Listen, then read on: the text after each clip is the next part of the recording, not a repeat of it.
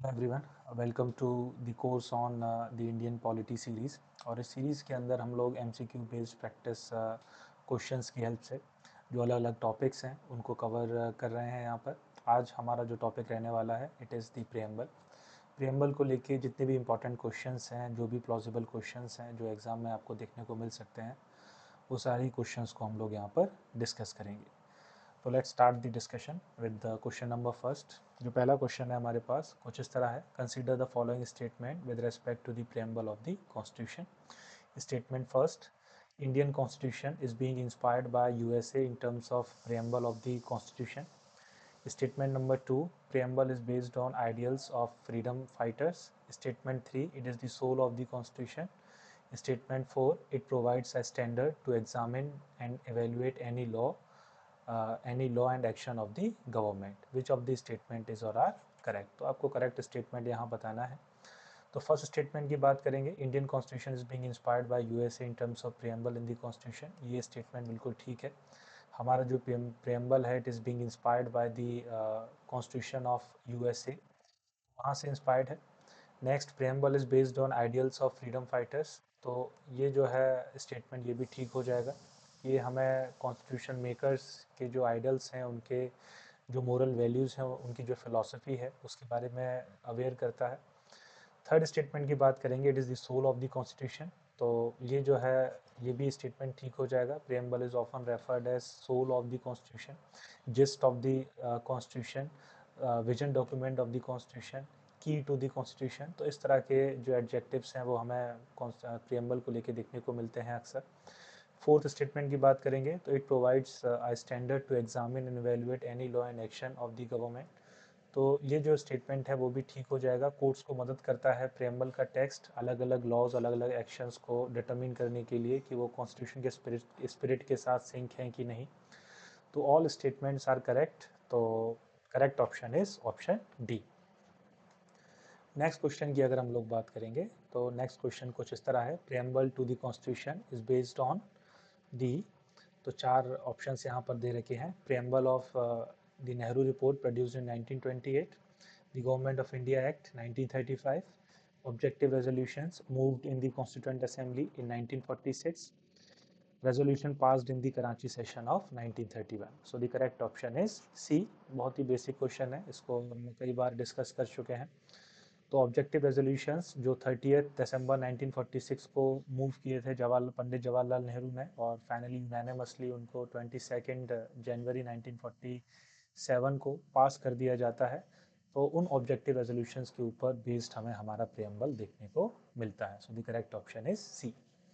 Next है हमारे पास, which of the following is not part of the preamble of the constitution. तो इनमें से कौन सा प्रियम्बल का पार्ट नहीं है। तो प्रियम्बल का टेक्स्ट जो है वो आपको बाय हार्ट याद होना चाहिए एग्जामिनेशन पॉइंट ऑफ व्यू से।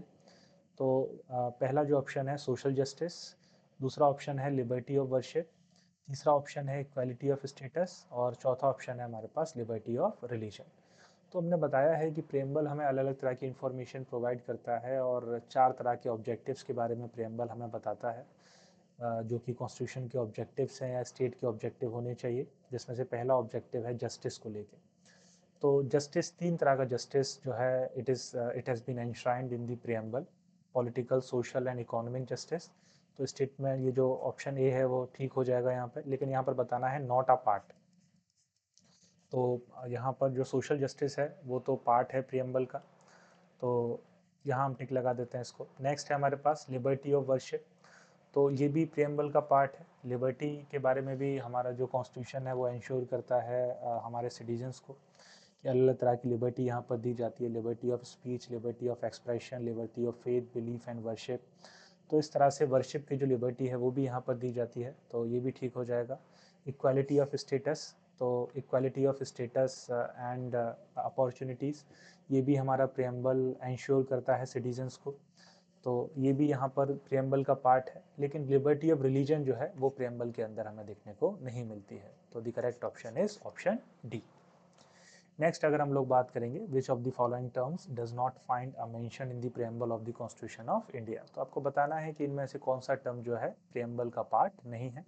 ए democratic republic, B liberty of thought, C cultural equality, और D unity and integrity of India.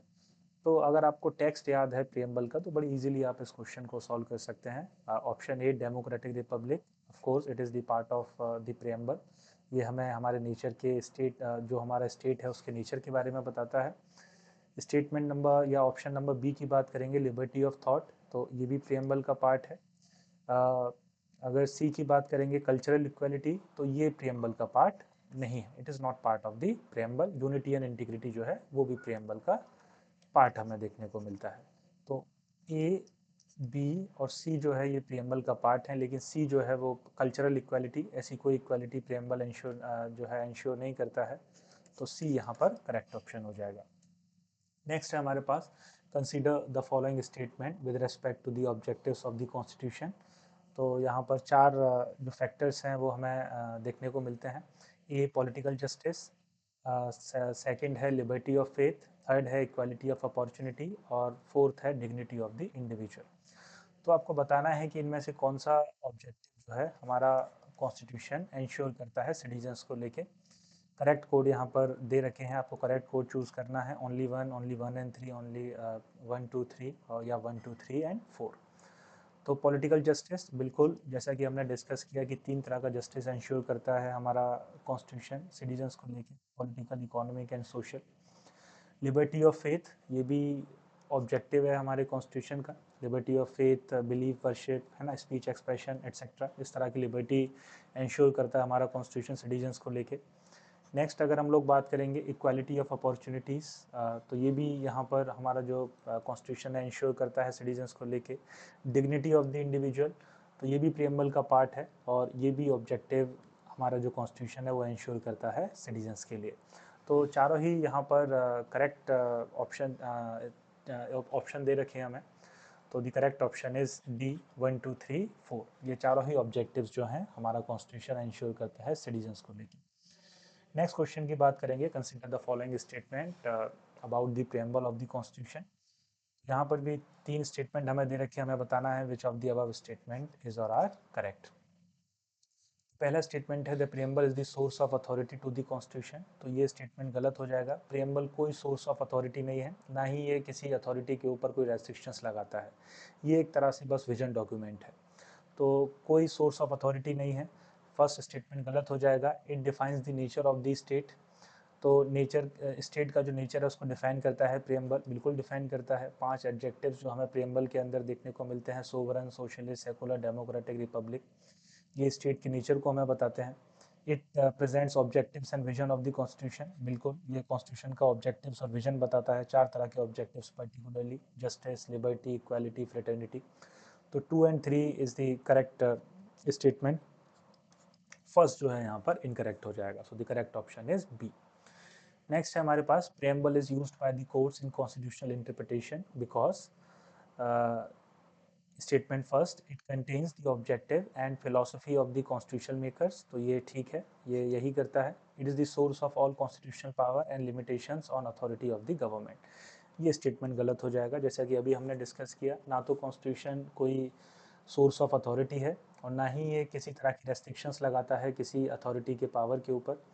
तो स्टेटमेंट 2 जो है इनकरेक्ट है, स्टेटमेंट फर्स्ट जो है वो करेक्ट है। करेक्ट पूछ रहा है हमसे यहाँ पर, तो स्टेटमेंट ए जो है वो, ऑप्शन ए जो है वो करेक्ट हो जाएगा। The present status of preamble is reflected from which of the following statements, तो 4 ऑप्शंस आपको दे रखे हैं, आपको बताना है कि प्रेजेंटली प्रियम्बल का क्या स्टेटस है according to the interpretation of the supreme court. तो स्टेटमेंट नंबर ए है, it is a part of the constitution but can not be amended. तो ये स्टेटमेंट जो है वो गलत हो जाएगा। प्रेम्बल बिल्कुल अमेंड किया जा सकता है, 42nd अमेंडमेंट के थ्रू इसको अमेंड किया भी जा चुका है एक बार। It is not part of the constitution and can not be amended, तो ये भी गलत हो जाएगा। Preamble is the part of the constitution, हमने स्ट्रक्चर ऑफ कॉन्स्टिट्यूशन में डिस्कस किया था that it is the part of the preamble, it is the part of the constitution.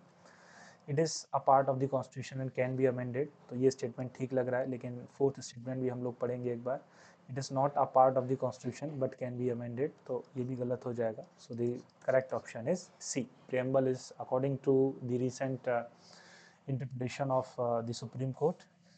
Preamble is a part of the Constitution and it can be amended but without disturbing the basic structure of the Constitution. तो statement number C जो है यहाँ पर correct है। Which of the following statement is correct about the preamble of the constitution. तो यहाँ पर 4 statement आपको दे रखे हैं, आपको बताना है कौन सा स्टेटमेंट करेक्ट है। Statement number A, it was enacted by constituent assembly. Statement number B, it is a source of power to legislature. Statement C, its provisions are enforceable in court of law. Statement D, the supreme court has never considered preamble as the part of the constitution. तो statement number A की बात करेंगे तो it was enacted, आपको correct बताना है यहाँ पे, it was enacted by the constituent assembly. तो ये स्टेटमेंट तो ठीक है, of course it was enacted by the constituent assembly. It is a source of power to legislature, ये गलत हो जाएगा, जैसा कि हमने डिस्कस किया कि प्रियम्बल जो है कोई सोर्स ऑफ पावर नहीं है किसी के लिए, चाहे वो लेजिस्लेचर हो गया या एग्जीक्यूटिव विंग हो गया, जुडिशरी हो गई, कुछ भी हो गया। स्टेटमेंट नंबर सी हो गया, it provisions are enforceable in the court of law, तो ये भी गलत हो जाएगा। प्रियम्बल का जो नेचर है वो नॉन जस्टिसेबल है, the provisions can not be enforced by the court of law.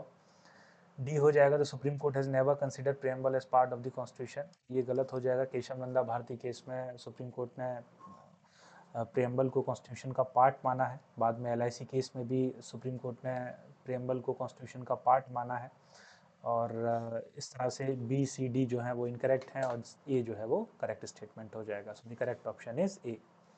Next है हमारे पास 42nd amendment to the constitution amended the preamble to add the words. तो 42nd अमेंडमेंट जो कॉन्स्टिट्यूशन का है 1976 में it was enacted during the national emergency.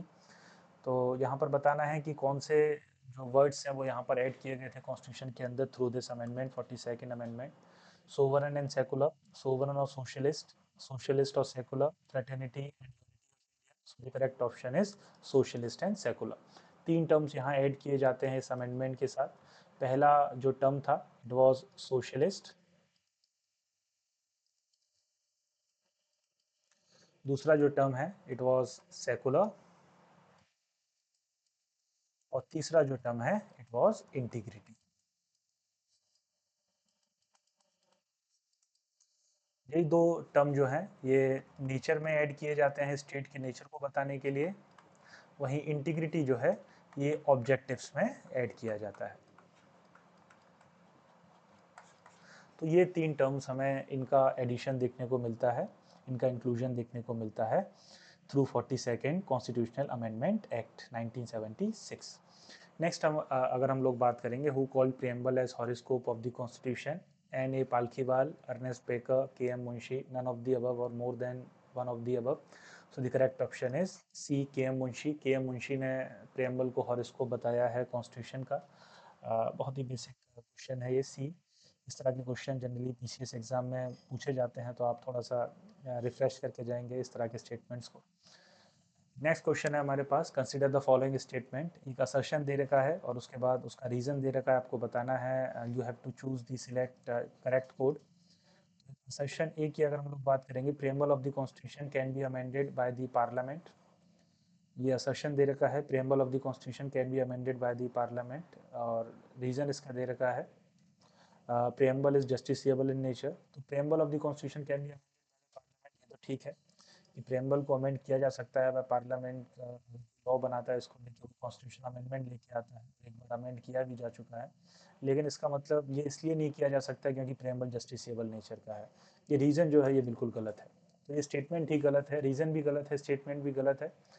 तो assertion ठीक है लेकिन रीज़न गलत है, तो A is correct, R is an appropriate explanation of A, तो ये तो गलत हो जाएगा। A is correct, R is not an appropriate explanation of A is correct but R is incorrect, तो सी यहाँ पर करेक्ट हो जाएगा कि ए जो है वो ठीक है लेकिन आर जो है वो इनकरेक्ट है।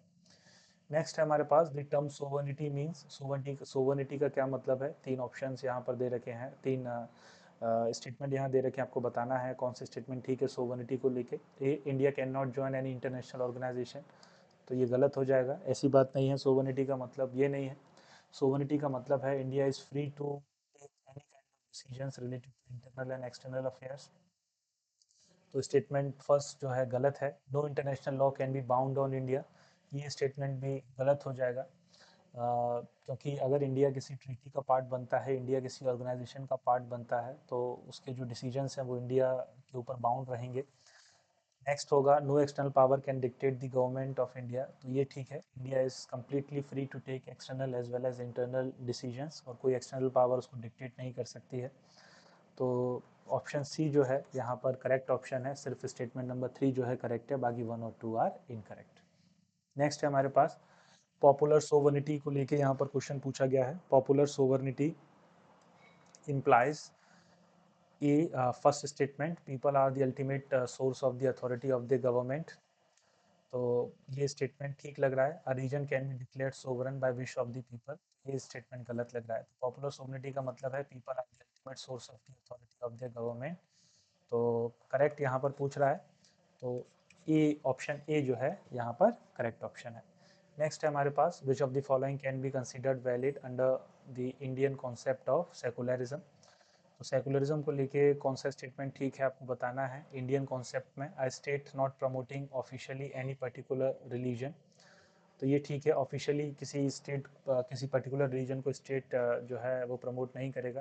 There is no discrimination at all by the state whether legal administrative among religion, तो ये भी ठीक है, स्टेट की तरफ से कोई डिस्क्रिमिनेशन नहीं होगा किसी रिलीजन को लेके। The state does not intervene at all in matters of religion, तो ये गलत हो जाएगा। अगर रिलीजन कुछ कंडीशंस वायलेट करता है, पब्लिक ऑर्डर को वायलेट करता है, या मोरालिटी का जो नॉर्म है उसको वायलेट करता है, जो सोवनिटी है कंट्री की उसको वायलेट करता है, तो उस केस में स्टेट इंटरवीन करेगा। तो स्टेटमेंट नंबर 3 जो है यहाँ पर गलत हो जाएगा। First and second are correct statement, तो 1 2 ए जो है यहाँ पर करेक्ट ऑप्शन हो जाएगा। नेक्स्ट है हमारे पास the value of secularism can be found in which of the following parts of the constitution. तो सेकुलरिज्म का जो वैल्यू है वो कहाँ पर हमें देखने को मिलता है, तो प्रेम्बल के अंदर भी देखने को मिलता है, directive principles of state policies के अंदर भी देखने को मिलता है, फंडामेंटल ड्यूटीज़ के अंदर भी देखने को मिलता है, फंडामेंटल राइट्स के अंदर भी देखने को मिलता है। So the correct option is C 1 2 3 4। So this is all about from this session. Thank you all of you, have a nice day.